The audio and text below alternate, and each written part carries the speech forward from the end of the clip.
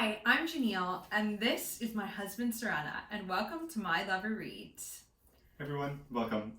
So, in this video, we are going to be discussing the first part of Wheel of Time, The Eye of the World by Robert Jordan. We should put a little disclaimer first about how we've kind of altered the format of how we're going to be doing these videos. So originally we had planned that I would read a quarter of each Wheel of Time book every week, and then we would do a video on a quarter of a book. So in, this first book, The Eye of the World, which I will grab to show you, as you can see here, a quarter would be reading up to page 175. Which normally reading any other book would not be that much of a problem for me. I can read like 200 pages or more a day if I'm really into a book. But this is rather a dense novel, I would say, even though it is written, not in like old-timey language, but it is dense.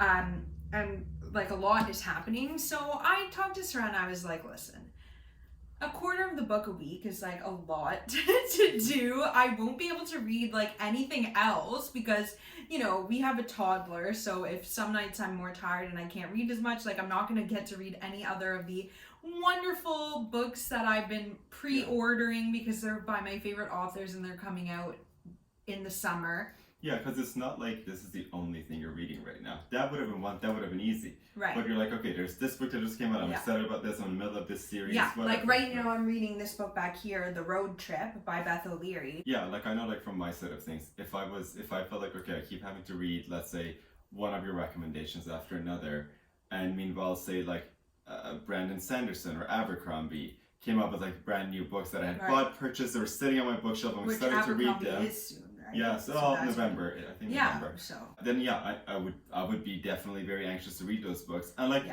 also like our toddler sometimes doesn't go to bed till like 11. He sleeps 10 hours when he does, but like we're good parents. Yeah, I swear he gets enough sleep. But he sleeps until 11 the next day. But yeah. But he doesn't like sometimes go to bed till like 11:30, at which point like we might have to get up early ourselves the next morning. So we only have a limited window. Some nights, not every night, but some nights it's like that. So then suddenly you feel like, okay, all week I've been reading this book, and then, oh my gosh, I might not get a chance to even touch on my own books. Right, which is a very daunting thing to think about when you're potentially, hopefully, going to be reading 14 books. So what we decided to do is instead split each Wheel of Time book into 10 parts. So that we'll be doing 10 videos on each Wheel of Time book, which will also allow us to like zone in and hone in more on specific things that are happening in each of those 10 videos. So that's how we're going to be doing it now. There will be 10 videos, probably, hopefully, if things go well, about every Wheel of Time book that I read. And then one more to like sum up the whole book potentially. Right. And then Sourena will be continuing to read a quarter of the book that I recommend to him because those books are really like, 400 pages long, if that. So reading a quarter takes you. And you're listening to the audiobook at the same time too, so it's a lot less of an investment of time. Yeah, and it's also just like a majority of the time they end up being easier reads, I feel like. Like right now, reading The Hating Game doesn't feel like it took, I felt like that breezed by. Whereas at the same time, right now, the book I'm actually reading like from like outside the channel just for my own readings is the second book in the Malazan series. And if you have any familiarity with that, it's super, super dense. I will not be reading that series. No. Not yet, at least. But yeah, no, I find it's, so for example, that if I spend like 2 hours reading, I've maybe read 50 pages, maybe. Whereas 2 hours of reading, like The Hating Game, I've blasted through like probably 100 pages. Yeah. So anyway, all that to say that we will now be starting with book 1 of 10 on Wheel of Time, number 1, The Eye of the World by Robert Jordan. So do you have some questions that you would like to ask me? Yeah. So alright, just give me a very brief summary of what you think has happened so far, like what you've perceived to have happened so far. What has occurred is that we've had a prologue where this fellow named Al-Thor, and he was confused in the prologue, I would say. That's obviously fair. Having some confusion about what was going on in his house and was talking to his wife, but then it turns out his wife is dead, and he appears to have sort of lost his mind because, as I gather, he is an important person. So then we have moving on where we meet Rand. Rand is with his father Tam, and they are traveling from their like little private farm area to like the other town, Eamon's Field, that's close to them for the celebration of Beltane, which I gather is like a springtime festival. Is it springtime? Yeah, I think so. I think so. It's a festival. Yeah. And anyway, so they're going there to prepare for Beltane, and there Rand like reconnects with some of his friends in the town that he doesn't like see all that often because the winter has been really horrible. There have been like wolves all around. Are you yawning? This book bores you that much? I stayed up very late last night reading Malazan. Okay, rude. So he sees some of his friends in the town. So the winter has been really bad. That's an important thing. Bad weather, I think, and like wolves everywhere. Like, you know, so the humans can't do very much. But he reconnects with his friend Matt, and also his friend Perrin, and just some other townspeople. He also sees his friend Egwene and Nynaeve, who is the village wisdom, whatever that means. And they're all like a flutter because there's a gleeman in the town whose name is Tom Marilyn. And the gleeman like later in the 83 pages like performs a little bit and chooses Egwene to be like his assistant at the Beltane festivities. And then there's also like a lady and like her like, I don't know what they call him, but like some bodyguard type guy. Sure. Yeah. Who is the Lady Moraine, and she has arrived in the Two Rivers in Eamon's Field, and they're wondering why, because she's like, yeah, I've heard a lot about this place and I've always wanted to visit it, and they're like, but why? Nothing ever happens here. So, and her bodyguard Lan is with her, and there's this interesting thing about him where like his cloak makes him like blend into the, like they find it hard to see him. It's like a camouflagey cloak. Yeah, and also Perrin, Matt, and Rand, and I think also some other boys in the town have been seeing this, like, I thought I mentioned some other boys in the town. And then Rand, and then a peddler comes, and he like tells them about this war that's happening. Like, some guy is pretending or believes that he's the Dragon Reborn. He's telling everyone that. And so a war is like probably going to be started in his name, and they're a bit worried that it's going to come to the Two Rivers, but it's probably not going to. But nobody actually believes that he's the Dragon Reborn because there's been lots of false dragons over the ages, and like, but we don't really know what the purpose, like it doesn't explain why there needs to be a dragon, just like it just says that, you know, the dragon will come again and that will be like the end of the world or whatever, something like that. It's all very vague. And then the peddler talks with the village council because they're all worried about this war. And then Tam and Rand decide to go home for the night, and they return to their farm, and Rand makes some tea, and then Tam takes out this sword and shows it to Rand, and Rand has never seen this sword before, and it's like all a bit random. And then all of a sudden they get attacked by some like weird ass creature, barges into their farm and attacks them, and I'm just at the part where they got attacked. So that's what's happening so far. So they've been attacked. And is this supposed to be Rand? Supposed to. The art really varies quite a bit. Look, he looks like he's on a boat. Why would he be on a boat? He's a farmer. Yeah, exactly. Weird. All very Why weird. would he be on a boat? But he kind of looks like a bit of a snack. Am I right, guys? Look at that. He's got some Prince Eric Little Mermaid vibes going. Okay, anyway, so that, I think, is what's happening so far. No, does that sound accurate? No, good. Yeah, I don't think I need to fill anything in there. You basically nailed it all. Yeah. Exactly, yeah, you even got the peddler that comes through. That was like a comprehensive summary. Yeah, so I guess my next question is, was there anything that you disliked about it? Or, like, okay, what's the parts that you disliked most and the character you disliked most? And we'll get into the favorites after. See, that's really hard. The part I disliked most probably is, this is going to be a controversial answer, but the prologue. Really? Because I feel like it was a mess. Like, I'm like, who is this person? Like, it drops you right in the middle of something that's clearly already happened and is going on. This Lews Therin guy is like a loose cannon, truly. Like, who knows where his mind's at? And Nothing's explained. I have no idea what's going on. That's supposed to hook me in? No, that worries me because I'm reading that and I'm like, you don't know what's going on. I don't know what's going on. So yeah, so I guess that's pretty common with fantasy a lot of times, where there's something in it that kind of just throws you in there. Yeah. And then you're just kind of expected to either catch up, or it's there as a tease. The author just knows, like, yeah, you don't know this and this and this, but here's a little glimpse. I just don't think that prologue fit with the rest of the story at all, and therefore is not really necessary. I'm assuming we're going to revisit the events of that prologue. Very fair. But it kind of seemed like clickbait. Yeah, but you know... And then it's like all of a sudden now I'm on a farm? Yeah, but see, for me, okay, I completely hear what you're saying, and I had the opposite reaction to it. I was like, I love the prologue, and it makes the next part that's so different.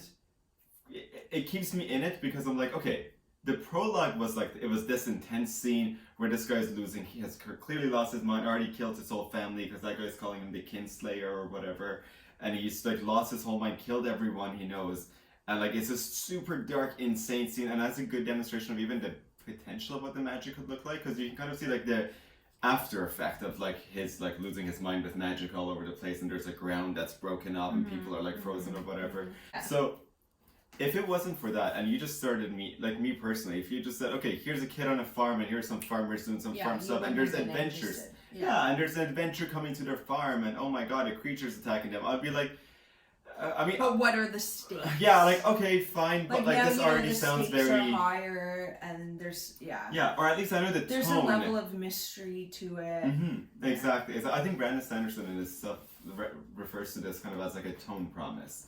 Which, like, you're like, yes, it might seem like this little campy, like, kids on a farm going on an adventure, but, like, you had this prologue to be like, hey, but this thing gets a lot darker. Just so you know, there's dark, messed up stuff to come. Actually, I changed my mind. My least favorite part is this map.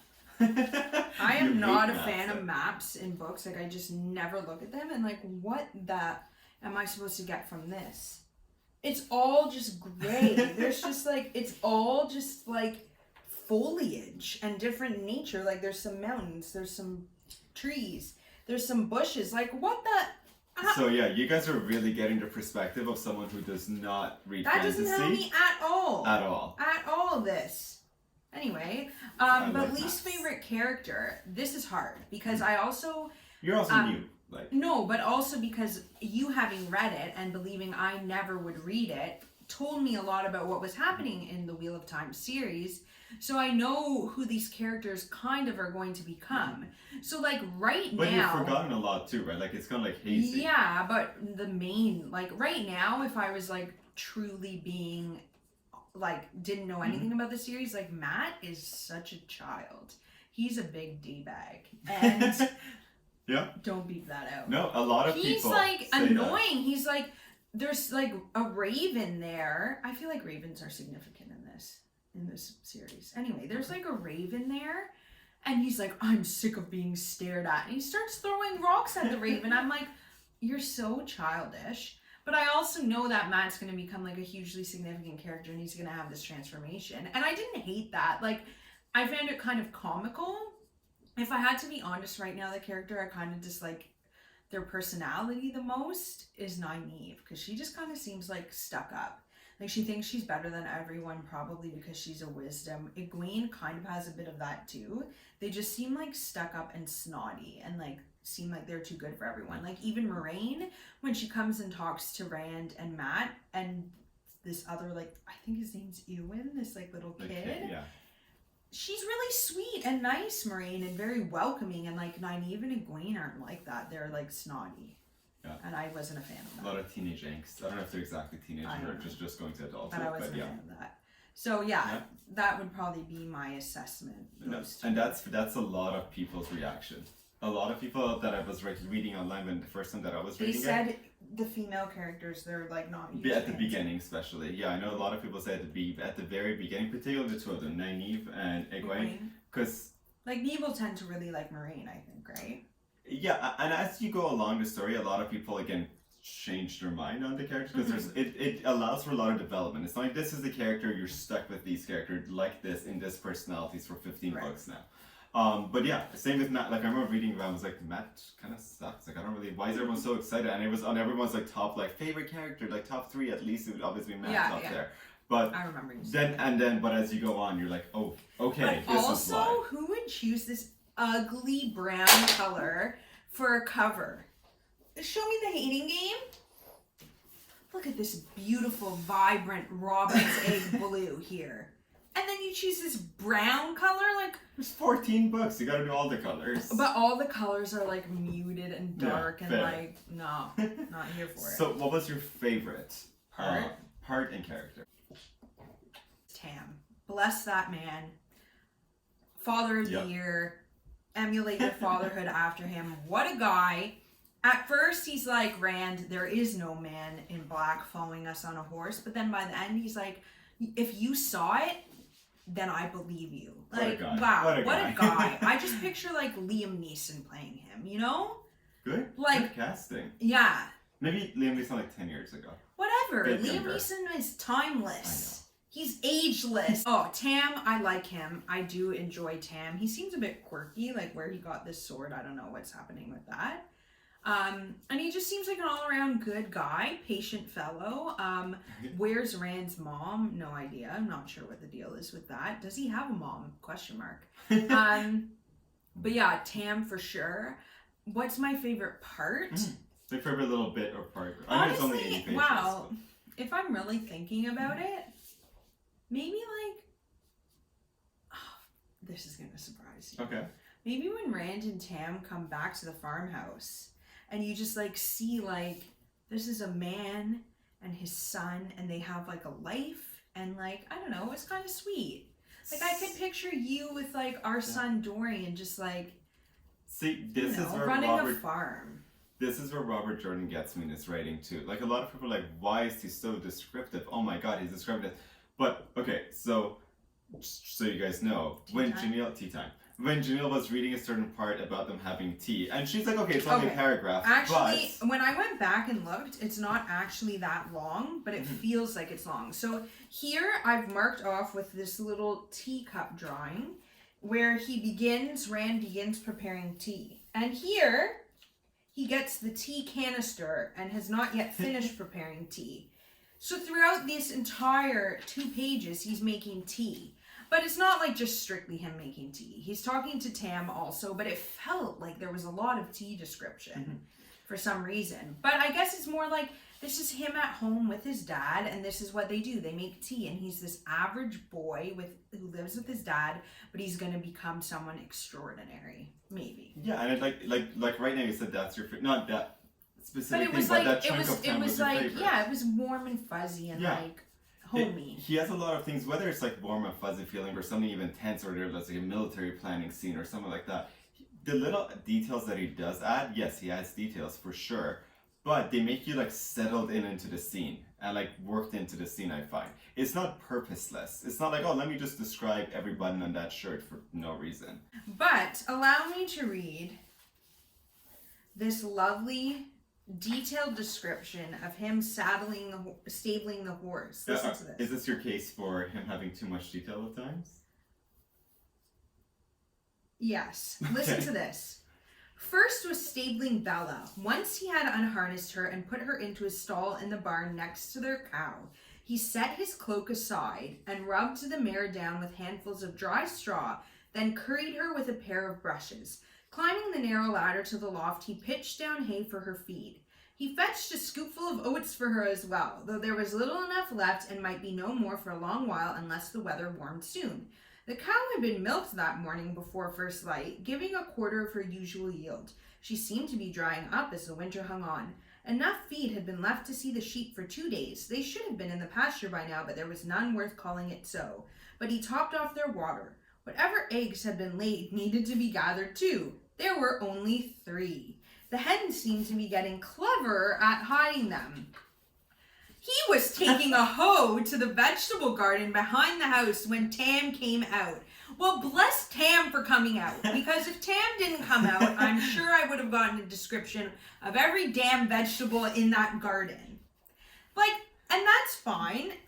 This is where it's like kind of like a catch-22. Like, I like the hominess, and feeling like this is a man and his son living on a farm. But do I really need to know every detail of every farm chore? Like, that's a bit tedious. Last question, do you have any kind of predictions for what's going to happen next? Well, that's hard because I'm literally in the middle of them being attacked by some type of creature, so I'm assuming they will fight the creatures and they will escape. But perhaps they will be unable to return to the farm. And does Tam know about these creatures and who they are? Maybe. Because why does Tam have a sword? That's weird. And Rand seems to think he bought the sword, but like, why would someone randomly buy a sword? That's super weird. Mm-hmm. So I don't think that is the case. Maybe the farm will be destroyed. Maybe it won't, by these creatures. Maybe it won't. Maybe they're going to have to go back to Eamon's Field and say like, there are these creatures, guys. And then something... Moraine will probably be like, aha, and that is why I'm here, because, and she'll like reveal something incredible, and then the actual journey will begin. Maybe. Okay, good predictions. I'm good hoping predictions all that, around. like, I'm hoping this is the end of the farm. All that to say that, like, you know, I'm interested in where it's gonna go. Awesome. It can only go up, right? Yeah. But most of it, I think it is fair to say, if you guys are like doing a read along, or you're basically are watching this video because you've read up to this point in the book and just need a refresher, want to see other people's perspective, like if it's your first time reading through this right now, just so you know, the whole basically fan community agrees that this is probably the weakest book in the series. Even including like the slog. Book 10 is a rough book one. 10, like, you're in the meat of it. So I feel like this is like Other the than introduction. That, and so it's like, this is like a true introduction. Yeah. This is like a man writing an introduction when he knows he has 13 more books. Oh yeah. Like if he was only writing 3 books, he was writing a trilogy, I really don't think we'd be hearing about, you know, the farm chores. Because he'd be like, okay, we need to pick up the pace. Right. But maybe he knew, I have so many books and I'm gonna take that long road. Yeah, I don't know if he had 13 books or like 14. Because, so for example, actually when he passed away, the last 3 books, when Brandon Sanderson took over, it was originally going to be 1. And he looked at all the notes and he's like, this is going to be 15. Looked at the notes? Yeah, and he's like okay, no, but he didn't. Okay, pages, so maybe he didn't know but how he knew many, it was going to be a lot. how many books he was going to have, but he knew how many pages, how many words, how much story. Mm-hmm. Yeah, like, man, it all could have been 1 book if he wanted, but like, you actually, have to be crazy to fun little trivia about him. Yeah, he apparently his notes, if you add them together, they're about, if I remember the interview correctly, 2 or 3 times the size of his books. That's how much notes and stuff, additional notes and backgrounds and stuff he had. That's how much farm chores he cut. It's just it's just very different for me. Romance novels have a lot of detail about different things. For example, how someone kisses, or the color of someone's lips, or eyes, or hair, like. So comment below if you agree with any of that. Let us know like who your favorite characters are, if you're also struggling with any of the characters at this point, or if this is just a reread for you and you're like, yep, wow, this person is perceived this way right now, but like, oh my gosh, knowing where they're gonna go. But just if you have spoilers, just please like write, you know, spoiler warnings for off the book, whatever, so people can just read comments in peace. Awesome. Okay, I think that's pretty much wraps it up for this part of the book. Yeah. Join us next week for part 2. Yeah. All right. Thanks for joining us. Talk to you guys. soon. Bye.